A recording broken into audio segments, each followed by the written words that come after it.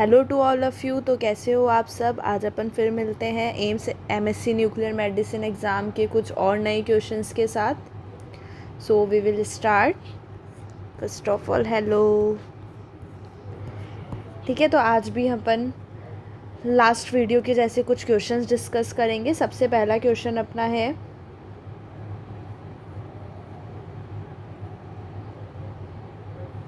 ठीक है, mean life is represented by which symbol. ठीक है, आज मैं जितने भी क्वेश्चन करवा रही हूँ वो लास्ट ईयर के, ठीक है, आज अपन जितने भी क्वेश्चन कर रहे हैं वो प्रीवियस ईयर है, प्रीवियस ईयर के एमएससी न्यूक्लियर मेडिसिन का जो एंट्रेंस एग्ज़ाम कंडक्ट करवाता है एम्स दिल्ली, उसके क्वेश्चन है। ठीक है, तो सब अच्छे से गो थ्रू कर लेंगे। Mean life is represented by which symbol. जो मीन लाइफ हम पढ़ते हैं वो किस सिंबल से रिप्रेजेंट करेंगे, तो कौन से सिंबल से रिप्रेजेंट करते हैं हम, टो, और इसका सिंबल कैसा होगा, ऐसा। ठीक है, ऑप्शंस में क्या था हमारे पास, ये टो का सिंबल बना हुआ था। नेक्स्ट क्या है कि जो केमिकल रिएक्टिविटी है पीरियोडिक टेबल की, ठीक है, पीरियोडिक टेबल की केमिकल रिएक्टिविटी कैसे रहती है, मतलब कि जब मैं हॉरिजॉन्टली जाऊंगी तो बढ़ेगी या फिर ग्रुप में जाऊंगी तो घटेगी या बढ़ेगी, इस बेसिस पे पूछ रहा है कि जो पीरियोडिक टेबल के अंदर केमिकल रिएक्टिविटी है वो कैसे रहती है। तो क्या हो जाता है, मैं बात करूँगी पीरियोडिक टेबल में पीरियड और ग्रुप्स की बात करेंगे अगर हम पीरियड की, तो पीरियड के अंदर क्या हो जाता है, decreases on moving towards right. ठीक है, जब हम राइट साइड की साइड जाएंगे तो क्या हो जाएगी, decreases on moving towards right, क्या, केमिकल रिएक्टिविटी। बात करेंगे हम ग्रुप्स की, तो ग्रुप्स के अंदर क्या हो जाएगा, ग्रुप के अंदर क्या होगी, increases on moving, increases on moving downwards.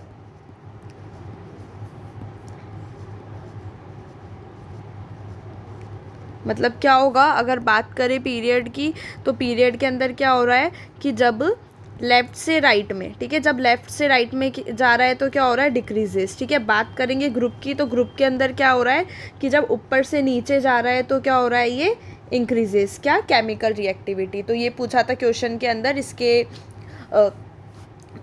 ऐसे ही ऑप्शंस थे इसके अंदर कि भाई अगर पीरियड के अंदर राइट में जा रही है तो क्या हो रहा है, ग्रुप के अंदर नीचे की साइड जा रही है तो क्या हो रहा है, ऊपर की साइड। तो अपन को करेक्ट ऑप्शन चूज़ करना था। ठीक है, तो chemical reactivity of periodic table हमने देख ली, पीरियड के अंदर अगर राइट साइड चलेंगे तो डिक्रीज़ होगी, और अगर ग्रुप के अंदर नीचे की साइड जाएंगे तो इंक्रीज़ होगी केमिकल रिएक्टिविटी। ठीक है, नेक्स्ट हम देखेंगे यूनिट ऑफ न्यूक्लियर फोर्स। ठीक है, न्यूक्लियर फोर्स की यूनिट क्या होती है, हमारे पास ऑप्शन में क्या था, फेम्टोमीटर, जो कि क्या था, राइट आंसर। ठीक है, तो न्यूक्लियर फोर्स की यूनिट क्या हो जाती है, फेम्टोमीटर।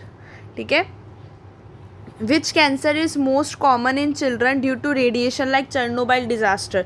ठीक है, जो चर्नोबाइल डिज़ास्टर हुआ था उसके अंदर पूछा है इसमें, उसके उस चर्नोबाइल डिज़ास्टर के अंदर जो रेडिएशन निकली थी उस रेडिएशन के कारण कौन सा कैंसर मोस्ट कॉमन था जो कि चिल्ड्रंस के अंदर हुआ था। ठीक है, चर्नोबाइल डिज़ास्टर जो कि आप सबको पता है वर्ल्ड का बहुत बड़ा डिज़ास्टर था, जो कि जिसके अंदर क्या हुआ था, रेडिएशन। ठीक है, रेडिएशन निकली थी। अब ये पूछ रहा है कि भाई कौन सा कैंसर कर रही थी वो रेडिएशन। अच्छा, ये भी देख लेते हैं ये कब हुआ था। तो ये कब हुआ था, 26 अप्रैल 1986 में ये डिज़ास्टर हुआ था। ठीक है, डेट भी याद रख लेना, जब इतना पूछा था तो क्या पता ये भी पूछ ही ले। ठीक है, और हुआ कहाँ पे था ये, चर्नोबाइल न्यूक्लियर पावर प्लांट में हुआ था, जो कि कहाँ लोकेटेड था, नियर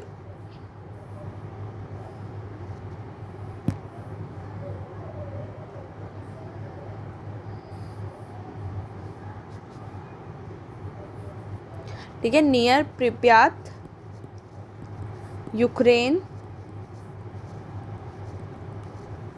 सोवियत यूनियन। ठीक है, तो ये क्या थी, लोकेशन थी जहाँ पे चर्नोबाइल डिज़ास्टर हुआ था। कौन सा कैंसर था बच्चों के अंदर जो सबसे ज़्यादा फैला था चर्नोबाइल डिज़ास्टर की रेडिएशन की वजह से, तो वो कौन सा रेडिएशन था हमारा, थायराइड कैंसर। कौन सा कैंसर था, thyroid cancer.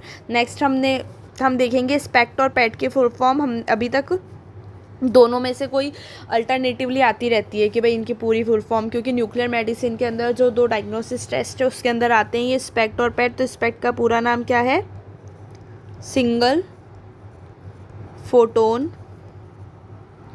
Emission computed tomography. बात करेंगे पेट की, तो पेट का पूरा नाम क्या है? Positron emission tomography. If you want अपन इस पे भी एक थ्योरेटिकल वीडियो बना लेंगे दोनों टॉपिक पे, क्योंकि दोनों ही इम्पॉर्टेंट है न्यूक्लियर मेडिसिन के पॉइंट ऑफ व्यू से अगर हम देखें। नेक्स्ट क्वेश्चन पे चलते हैं। नेक्स्ट में था SI unit of equivalent dose. तो इक्विवेलेंट डोज के एसआई यूनिट क्या है? साइवर्ट। ये भी देख लेते हैं। 1 sievert is equal to 100 roentgen equivalent man. Next क्या है? Most common contaminant in technetium molybdenum generator. ठीक है, क्या पूछ रहा है क्वेश्चन कि ये भी लास्ट ईयर का ही क्वेश्चन है कि भाई कौन सा मोस्ट कॉमन कंटामिनेंट है जो कि टेक्नीशियन मॉलिब्डेनम जनरेटर में था। तो कौन सा था? मॉलिब्डेनम 99, जो कि क्या था? The parent isotope and Al+3। ठीक है, ये होते हैं मोस्ट कॉमन कंटामिनेंट। ठीक है, ऑप्शन के अकॉर्डिंग आपको आंसर देना है। या तो ऑप्शन में जैसे लास्ट वाले ऑप्शन में था मॉलिब्डेनम 99, मॉलिब्डेनम 99 ऑप्शन में नहीं था। क्या था ऑप्शन के अंदर? Al+3। लेकिन मान लो कि इस बार बोथ आ जाए या फिर मॉलिब्डेनम 99 ही आ जाए ऑप्शन में, तो मोस्ट कॉमन कंटामिनेंट्स कौन से हो जाते हैं इस जनरेटर के अंदर? Molybdenum 99 and Al+3। ठीक है, नेक्स्ट हम क्या देखेंगे? Most common radio nuclides used in fusion reactor. क्या पूछ रहा है क्वेश्चन कि फ्यूजन रिएक्टर के अंदर कौन सा मोस्ट कॉमन रेडियो न्यूक्लाइड हम यूज़ करते हैं? तो कौन सा है? यूरेनियम 235। कौन सा यूज़ करते हैं हम? यूरेनियम 235। नेक्स्ट क्वेश्चन है Marie Curie discover radium and what. मतलब मैरी क्यूरी ने रेडियम और कौन सा रेडियो एक्टिव डिस्कवर किया था? तो मैरी क्यूरी ने रेडियम और एक कौन सा किया था? पोलोनियम। ठीक है, नेक्स्ट पे चलते हैं। Who discovered gamma rays. Gamma rays की डिस्कवरी किसने करी थी? तो गामा रेज की डिस्कवरी करी थी पॉल विलर्ड ने इन 1900। ठीक है, कब करी थी? 1900। कब करी थी ये तो नहीं पूछा हुआ, बट मे बी पूछ ले। तो who discovers gamma rays? Paul Willard ने डिस्कवरी की थी गामा रेज की, और कब की थी? 1900 में। ठीक है, uranium lies in which series. ठीक है, जो यूरेनियम के बारे में हमने पढ़ा, यूरेनियम 235, ये कौन सी सीरीज़ के अंदर आता है? कौन सी सीरीज़ में? जैसे ऑप्शन आ जाएगा एक्टिनॉइड, लैंथेनॉइड। तो uranium lies in which series? Actinoid series. कौन सी सीरीज़ में होगा? Actinoid series.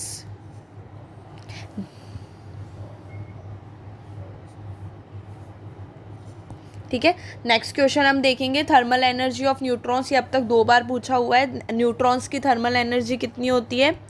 0.025 electron volt. ठीक है, न्यूट्रॉन्स की थर्मल एनर्जी कितनी होगी? 0.025 इलेक्ट्रॉन वोल्ट। नेक्स्ट क्वेश्चन क्या है? फियोक्रोमोसाइटोमा। ठीक है, जो ग्लैंड के अंदर, जैसे एड्रीनल ग्लैंड के अंदर जो ट्यूमर बन जाता है, तो उसके अंदर कौन सा रेडियो न्यूक्लाइड यूज़ होता है? तो फियोक्रोमोसाइटोमा के अंदर कौन सा रेडियो न्यूक्लाइड यूज़ होता है? 123 iodine MIBG and 131 iodine MIBG। ठीक है, MIBG का पूरा नाम भी अभी हम देख लेंगे, नेक्स्ट हम देखेंगे। अभी ये याद करना कि कौन सा रेडियो न्यूक्लाइड यूज़ होता है? 123 आयोडीन एंड 131 आयोडीन। किस कौन से केस के अंदर? फियोक्रोमोसाइटोमा। जो क्या हो जाता है? जो ग्लैंड्स के अंदर कैंसर, जैसे एड्रीनल ग्लैंड के अंदर क्या बोल देते हैं हम? फियोक्रोमोसाइटोमा। ठीक है, जो ट्यूमर है। नेक्स्ट है व्हाट इज सिंटीग्राफी। सिंटीग्राफी क्या होता है? तो सिंटीग्राफी होगा diagnostic imaging procedure in nuclear medicine. Diagnostic imaging procedure in nuclear medicine that uses radio pharmaceuticals. इस प्रोसीजर को हम क्या बोलते हैं? सिंटीग्राफी। क्या होता है सिंटीग्राफी? एक डायग्नोस्टिक इमेजिंग प्रोसीजर होता है न्यूक्लियर मेडिसिन के अंदर जो कि रेडियो फार्मास्यूटिकल्स यूज़ करता है, ठीक है। अब हम देख लेते हैं MIBG का पूरा नाम क्या होता है। MIBG क्या हो जाते हैं, सबसे पहले तो ये देख लेते हैं, जैसे कि फियोक्रोमोसाइटोमा में यूज़ आ रहा है, एड्रिनल ग्लैंड के ट्यूमर में यूज़ आ रहा है। तो ये जो फियोक्रोमोसाइटोमा और ये सब है क्या, इसको हम बोल देते हैं न्यूरो एंडोक्राइन ट्यूमर्स। तो ये याद रखना, MIBG कहाँ काम आ रहा है, न्यूरो एंडोक्राइन ट्यूमर्स के अंदर हम इस रेडियो न्यूक्लाइड को यूज़ कर रहे हैं। इसका पूरा नाम क्या है, मेटा आइडो बेंजाइल गोइनेडिन सिंटीग्राफी, ठीक है। सिंटीग्राफी का मतलब मैंने बता दिया, ठीक है। तो MIBG का पूरा नाम क्या है, बेसिकली मेटा आइडो बेंजाइल गोइनेडिन, ठीक है। मेटा आइडो बेंजाइल गोइनेडिन याद रखना, ये आ सकता है मेटा आइडो बेंजाइल गोइनेडिन सिंटीग्राफी, ठीक है। सिंटीग्राफी का मतलब हमने देख लिया। तो आज हमने ये 15 क्वेश्चन किए हैं। ये इंपॉर्टेंट इसलिए है क्योंकि ये प्रीवियसली आ चुके हैं। अब जैसे कि फर्स्ट हमने देखा कि भाई मीन लाइफ क्या होती है, अब आप ये भी देख लेना कि हाफ लाइफ का कौन सा होता है, कौन सा हो जाता है लैम्डा, ठीक है। इससे को रिलेटेड क्वेश्चन देख लेना क्योंकि अपने पास स्पेसिफिक सिलेबस नहीं है, एज यू ऑल नो, ठीक है। आप चाहो तो मैं एक वीडियो इस पर भी बना दूंगी कि बेसिकली टॉपिक्स क्या क्या कहाँ से आ सकते हैं क्वेश्चन, ठीक है। नेक्स्ट हमने देखा chemical reactivity of periodic table. तो पीरियड की हम बात करें तो राइट के टूवर्ड्स जाएगा, तो केमिकल रिएक्टिविटी डिक्रीज होगी, ग्रुप में इंक्रीज होगी। अब आप पीरियोडिक टेबल अच्छे से पढ़ लेंगे इससे। न्यूक्लियर फोर्स की यूनिट, मतलब कि आपको जो बेसिक ऐसा यूनिट है वो देखनी है अच्छे से। चेरनोबिल डिज़ास्टर पूछ लिया लास्ट ईयर, तो अब हो सकता है कि अब कौन सा पूछ ले, अब पूछ ले क्या पता भोपाल गैस ट्रेजिडी पूछ ले कि भोपाल गैस ट्रेजिडी के अंदर कौन सी गैस रिलीज़ हुई थी। तो अगर मैं भोपाल गैस ट्रेजिडी की बात करूँगी तो कौन सी हुई थी, मिथाइल आइसोसाइनाइड, कौन सी हुई थी, मिथाइल आइसोसाइनाइड, ठीक है। और इस पैट का हमने पूरा नाम देख लिया। इफ़ यू वांट हम इस पर एक अलग से वीडियो भी बना लेंगे। इक्विवेलेंट डोज की ऐसा यूनिट पूछ ली, तो ऐसा यूनिट तो मतलब आपको अच्छे से सबकी कर ही लेनी है। मोस्ट कॉमन कंटामिनेंट पूछ लिया, टेक्नीशियन मॉलिब्डेनम जनरेटर का। इसका मतलब क्या हुआ कि आपको इस जनरेटर को बहुत अच्छे से पढ़ना है। इसके अंदर जितने भी कंसेप्ट आ रहे हैं, कंट्रोल रोड्स वगैरह, वो सब आप देख लोगे। बाकी मैं एक और वीडियो लाऊंगी, उसके अंदर उसके क्वेश्चंस भी कवर हो जाएंगे। नेक्स्ट फ्यूज़न रिएक्टर्स की बात कर रहा है, तो अब आप न्यूक्लियर रिएक्टर, साइक्लोट्रॉन, इनको भी अच्छे से डिस्कस कर सकते हो कि इसके अंदर कौन से रेडियो न्यूक्लाइड होते हैं, ठीक है। मैरी क्यूरी की बात कर ली इसने कि उन्होंने रेडियम डिस्कवर किया था, पोलोनियम डिस्कवर किया था। नेक्स्ट वीडियो में हम इनकी थोड़ी सी रेडियम और पोलोनियम की प्रॉपर्टीज़ भी डिस्कस कर लेंगे। गामा रेस की डिस्कवरी किसने की थी, पॉल व्हीलर इन 1900। तो ये आ सकता है अब कि एक्सरेस की डिस्कवरी विलियम कॉनरेड रोएंटन ने की थी 1985 में। यूरेनियम कौन सी सीरीज़ में होता है, एक्टिनॉइड सीरीज़। मतलब आपको एक्टिनॉइड लैंथेनॉइड सीरीज़ एक बार देख लेनी है, कहाँ से शुरू हो रही है और कहाँ पे ख़त्म हो रही है।